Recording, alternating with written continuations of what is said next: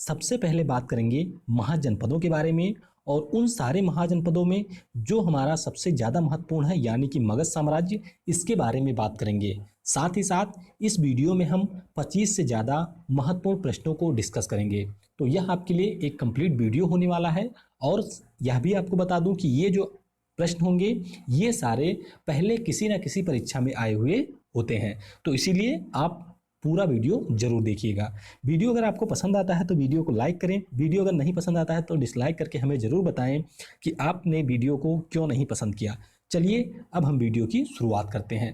तो अगर हम बात करते हैं महाजनपदों के बारे में, तो महाजनपद जो थे हमारे, ये मुख्य रूप से 6ठी शताब्दी ईसा पूर्व में मिलते हैं, यानी कि जब हमारा उत्तर वैदिक काल समाप्त होता है उसके बाद में महाजनपदों के बारे में हमें जानकारी मिलती है। और अगर हम बात करते हैं इन महाजनपदों के बारे में, तो बौद्ध धर्म में एक ग्रंथ है जिसका नाम है अंगुत्तर निकाय।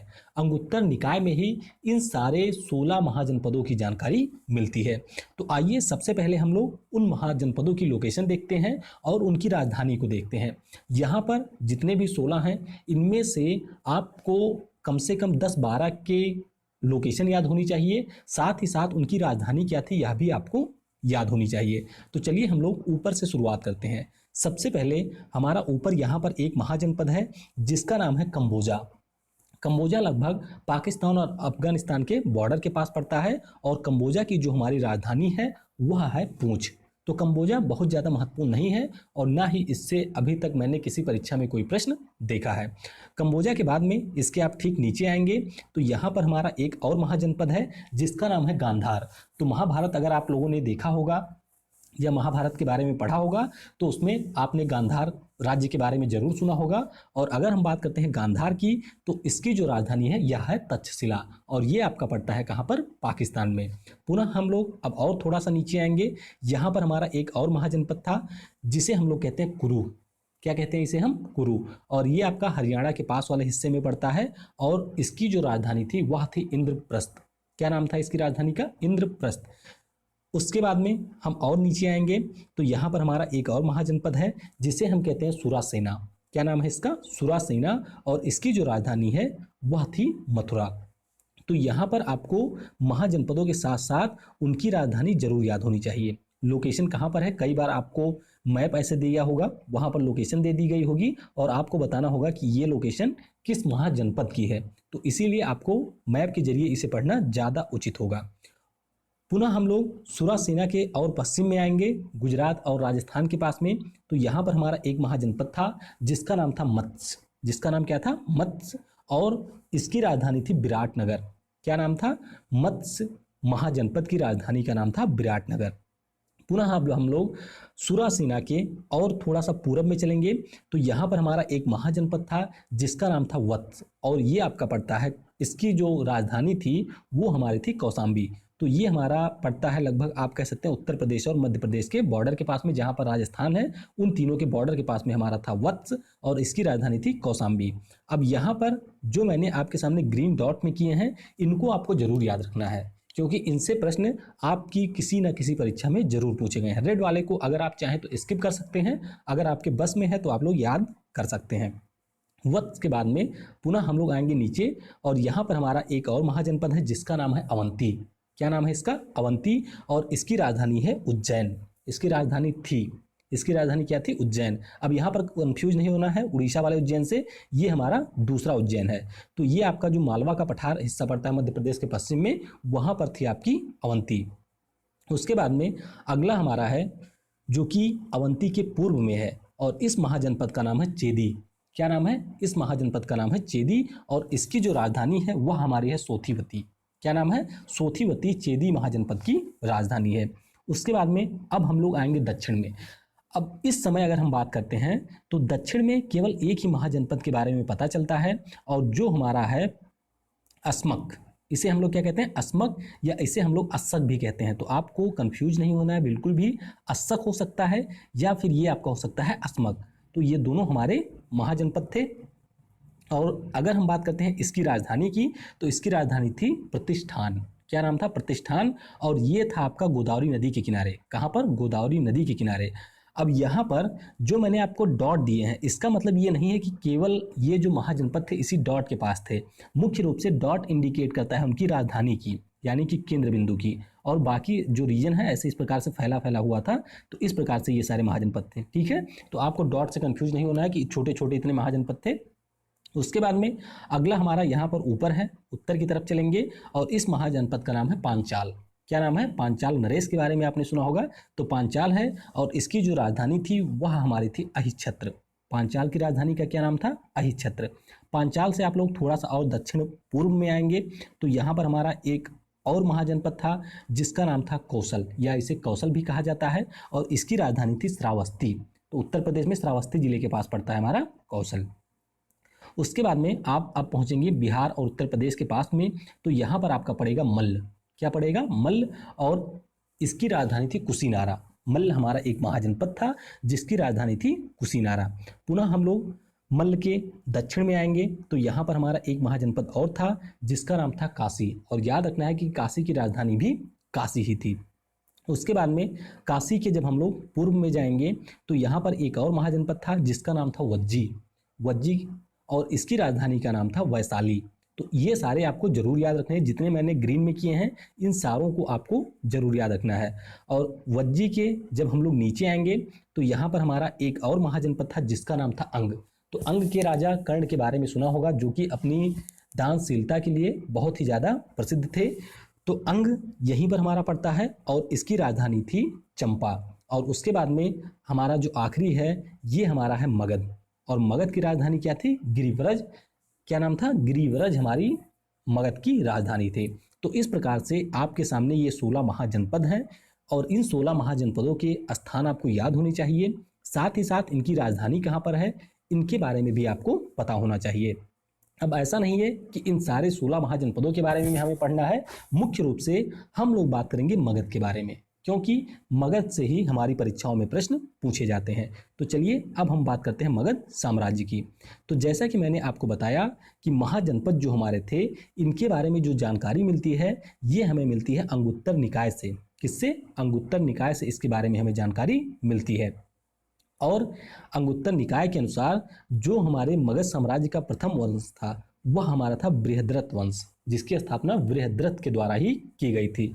लेकिन अगर आपको परीक्षा के दृष्टिकोण से याद रखना है तो वहां पर जो हमारा प्रथम मगध वंश था वो हमारा था हर्यक वंश। कौन सा था? हर्यक वंश। तो आइए देख लेते हैं कौन कौन से मगध साम्राज्य के अंतर्गत वंशों ने शासन किया है। तो पहले हमारा था हर्यक वंश, उसके बाद में था शिशुनाग वंश, पुनः हमारा था नंद वंश, नंद वंश के बाद था मौर्य वंश, मौर्य के बाद था शुंग वंश, शुंग के बाद था कर्ण वंश, और कर्ण के बाद था सातवाहन वंश। तो यहाँ पर जो हमारा नंद और मौर्य वंश है इनके बारे में अगले वीडियो में हम लोग मौर्य साम्राज्य के अंतर्गत डिटेल में पढ़ेंगे, क्योंकि मौर्य से सर्वाधिक प्रश्न आपके पूछे जाते हैं। इस वीडियो में हम लोग थोड़ा सा बात करेंगे हर्यक वंश के बारे में, शिशुनाग के बारे में, उसके अलावा हम लोग बात करेंगे शुंग के बारे में, कर्ण के बारे में और सातवाहन के बारे में। तो इनके बारे में थोड़ा थोड़ा हम लोग डिस्कस करेंगे। उसके बाद में हम लोग आगे बढ़ेंगे प्रश्नों की तरफ। तो चलिए सबसे पहले हम बात करते हैं हर्यक वंश के बारे में। तो ये हमारा मगध साम्राज्य का प्रथम वंश था। आपकी अगर परीक्षा में पूछा जाता है कि मगध साम्राज्य के अंतर्गत प्रथम वंश कौन था तो ये आपका होगा हर्यक वंश। आगे अगर हम बात करें तो मगध साम्राज्य का जो संस्थापक था उसका नाम था बिंबिसार। क्या नाम था? बिंबिसार था हर्यक वंश का संस्थापक। और बिंबिसार की अगर हम बात करते हैं तो ये बौद्ध धर्म का अनुयायी था। बिंबिसार बौद्ध धर्म का अनुयायी था। इसके शासनकाल में अन्य राजा भी हुए थे, जैसे कि बिंबिसार का जो पुत्र था इसका नाम था अजातशत्रु, और अजातशत्रु का जो बेटा था इसका नाम था उदयन। यहाँ पर क्या हुआ था कि अजातशत्रु ने अपने पिता की हत्या की सत्ता पाने के लिए, और उसके बाद में अजातशत्रु की हत्या की थी उदयन ने, और इस प्रकार से सत्ता का स्थानांतरण होता रहा अपने पिता को मार करके। अजीब लोग थे, पिता को मार करके राजपाट हथिया लेते थे। उसके बाद में अगर हम बात करते हैं इसके आखिरी शासक की, तो आखिरी शासक था हमारा नागदशक। तो आपको किसी भी वंश का जो प्रथम शासक है उसके बारे में पता होना चाहिए, साथ ही साथ उसका आखिरी शासक कौन था ये भी पता होना चाहिए। और अगर हम बात करें एक अन्य तथ्य की, तो जैसा कि हम लोगों ने बौद्ध धर्म में पढ़ा था कि हमारी जो प्रथम बौद्ध संगीति हुई थी वह हुई थी कहाँ पर? राजगृह में। और वह किसके शासनकाल में हुई थी? तो ये हमारी हुई थी अजातशत्रु के। अजातशत्रु कौन था? बिंबिसार का बेटा। तो ये बात भी आपको याद होनी चाहिए। अब हम लोग आगे चलते हैं और बात करते हैं शिशुनाग वंश के बारे में। तो शिशुनाग वंश के बारे में बात करें तो ये मुख्य रूप से नाग दशक का सेनापति था और इसने इसको मार करके शिशुनाग वंश की स्थापना की थी। कहाँ पर? मगध में। संस्थापक कौन था? शिशुनाग। और शिशुनाग ने क्या किया था कि जो इसके बगल के महाजनपद थे जैसे कि अवंती और वत्स, यहाँ पर इसने आक्रमण किया और इनको मिला लिया था अपने अंतर्गत। तो ये बात भी आपको याद रखना है। इसका एक अन्य शासक भी था जिसका नाम था कालाशोक, और कालाशोक के शासनकाल में ही जो वैशाली है यहाँ पर द्वितीय बौद्ध संगीति का आयोजन किया गया था। तो ये हम लोगों ने बौद्ध काल के दौरान, बौद्ध धर्म के दौरान भी पढ़ा था। अगर हम बात करते हैं आखिरी शासक की शिशुनाग वंश के, तो ये कौन सा था? नंदीवर्धन। नंदीवर्धन इसका आखिरी शासक था। तो शिशुनाग वंश की बात हो गई। नंद वंश के बारे में थोड़ा सा यहाँ पर जान लेते हैं, बाकी अगले वीडियो में हम लोग पढ़ेंगे। संस्थापक इसका था महापद्मनंद। कौन था? महापद्मनंद। और इसका आखिरी शासक कौन था? घनानंद। और घनानंद को हरा करके ही चंद्रगुप्त मौर्य ने मौर्य साम्राज्य की स्थापना की थी। तो कहानी तो आप लोगों ने कई बार सुनी होगी कि यहाँ पर जो चाणक्य थे, चाणक्य नीति भी आप लोगों ने पढ़ी होगी। चाणक्य की एक बार बेइज्जती कर देता है कौन? घनानंद, क्योंकि ये गए होते हैं कि सिकंदर का उसी समय आक्रमण हुआ था और इसको आगाह करने गए थे, लेकिन इसने यहाँ पर बेइज्जती कर दी थी चाणक्य की। तो उसी समय इन्होंने एक छोटे कुल के बालों को उठाया और उसे चंद्रगुप्त मौर्य के रूप में भारत में स्थापित किया और इसी ने घनानंद को हराया था। तो अगले वीडियो में हम लोग इसके बारे में जानेंगे। तो नंद वंश हो गया। उसके बाद में मौर्य वंश आता है जिसके बारे में अगले वीडियो में पढ़ना है। मौर्य वंश के बाद में हमारा आता है शुंग वंश। तो संस्थापक की बात करें तो इसके संस्थापक का नाम था पुष्यमित्र शुंग और आखिरी शासक इसका कौन था? देवभूति। अब हम लोग बात करेंगे कर्ण वंश के बारे में। तो कर्ण वंश की बात करें तो संस्थापक इसके थे वासुदेव और इसके आखिरी शासक थे सुशर्मा। तो यहाँ पर डिटेल में नहीं पढ़ना, इससे परीक्षाओं में आपके प्रश्न ना के बराबर होते हैं। और यहाँ पर लास्ट में हमारा है सातवाहन वंश। सॉरी, यहाँ पर तो थोड़ा सा प्रिंटिंग मिस्टेक हो गया है, तो इसके बारे में हम लोग अगले वीडियो में देख लेंगे। ये हमारा सातवाहन जिसका आखिरी शासक कौन था? देवभूति। तो यहाँ तक हमने डिस्कस किया। कुछ महत्वपूर्ण तथ्यों को देख लेते हैं, जैसे कि बिंबिसार जो था हमारा हर्यक वंश का संस्थापक, इसका विवाह जो हुआ था वह लिच्छवी राजकुमारी चिलना के साथ में हुआ था। और लिच्छवी के जो राजा थे जिनके बारे में मैंने आपको बताया था, उनकी बहन की शादी किससे हुई है इसके बारे में आपको बताना है। हम लोग इसके बारे में पढ़ चुके हैं और उस समय भी मैंने आपको बताया था।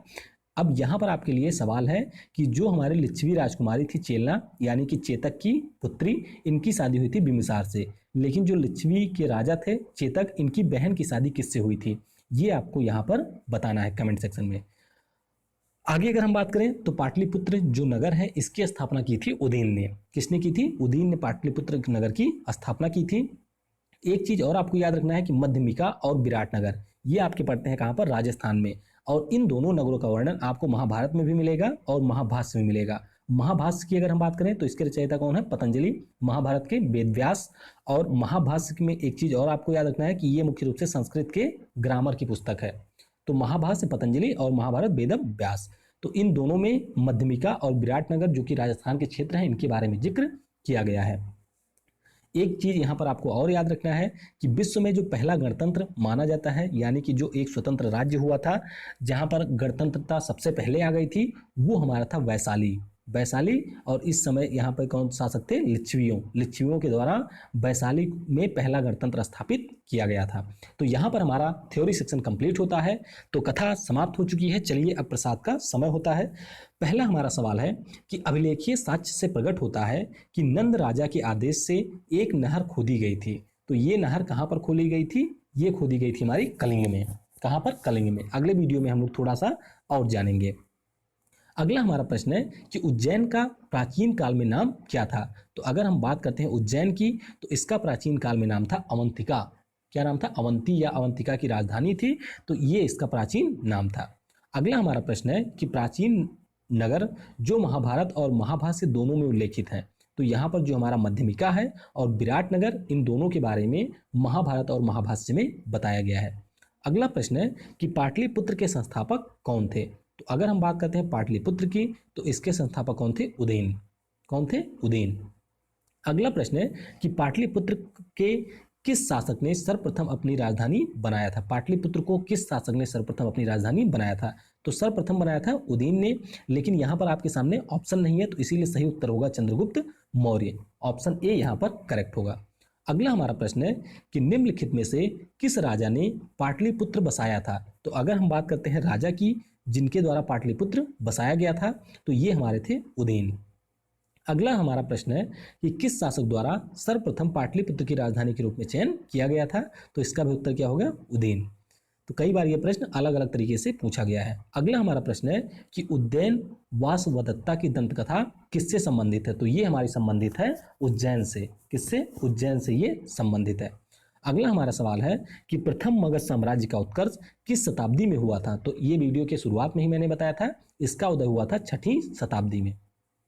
अगला सवाल है कि निम्नलिखित में से कौन सा एक ईसा पूर्व 6वीं शताब्दी में प्रारंभ में भारत का सर्वाधिक शक्तिशाली राज्य था? तो सर्वाधिक शक्तिशाली हमारा कौन सा था? काशी। कौन सा था? काशी। तो ऑप्शन सी यहाँ पर करेक्ट होगा। अगला हमारा प्रश्न है कि प्रारंभिक गणतंत्र में कौन सा नहीं है? तो यहाँ पर जो हमारे प्रारंभिक गणतंत्र है उसमें शाक्य, लिच्छवी ये सारे आते हैं, लेकिन यौधेय जो है ये हमारा प्रारंभिक गणतंत्र नहीं था। अगला प्रश्न है कि विश्व का पहला गणतंत्र वैशाली में किसके द्वारा स्थापित किया गया था? तो वैशाली को प्रथम गणतंत्र के रूप में स्थापित किया गया था किसके द्वारा? लिच्छवियों के द्वारा। किसके द्वारा? लिच्छवियों के द्वारा पहला गणतंत्र वैशाली में स्थापित किया गया था।